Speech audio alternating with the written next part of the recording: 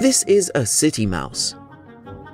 He lives in a big city with tall buildings and lots of shops and restaurants. But today he is visiting his friend, a country mouse. The country mouse lives in a cozy nest at the bottom of a tree. Her home is small, but it is warm and comfortable. The country mouse cooks a dinner of food from her garden. Corn, carrots, acorns, and a cold glass of water from the stream. Meanwhile, the city mouse talks and talks. The city is amazing. I go to the theatre and the museum. My house has 20 rooms. You absolutely must visit. Have you ever tried Chinese food? That night, the country mouse dreams that she lives in the city. She dreams that she eats at fancy restaurants, says fancy things, and buys fancy hats from fancy stores. She dreams about eating Chinese food. How wonderful, she thinks. I want to live in the city too.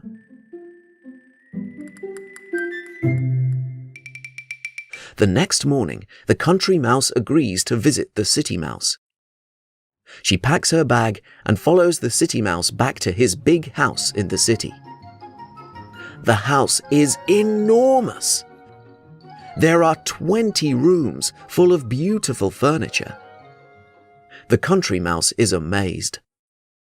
"Which room is mine?" she asks. We actually live down here," says the city mouse. He leads her down some stairs to the basement.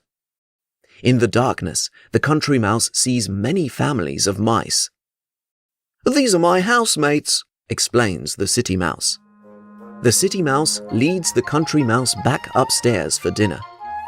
In the dining room, there is a feast of delicious foods on the table. Cheese, bread, cookies, cakes, and lemonade. There is also Chinese food.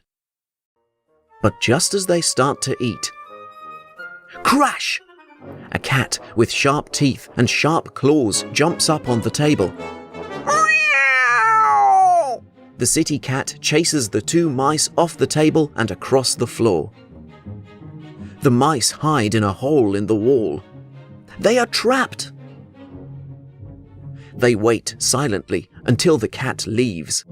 Then they quietly creep back to the dining room. But all the food is gone. The city humans ate everything. The country mouse hurries back to the basement and packs her bag. "Where are you going?" asks the city mouse. "Home," she says. "I want to go back to the country. Your city life isn't so wonderful after all. Now please help me call a taxi." Moral: sometimes other people's lives are not as great as they make you believe.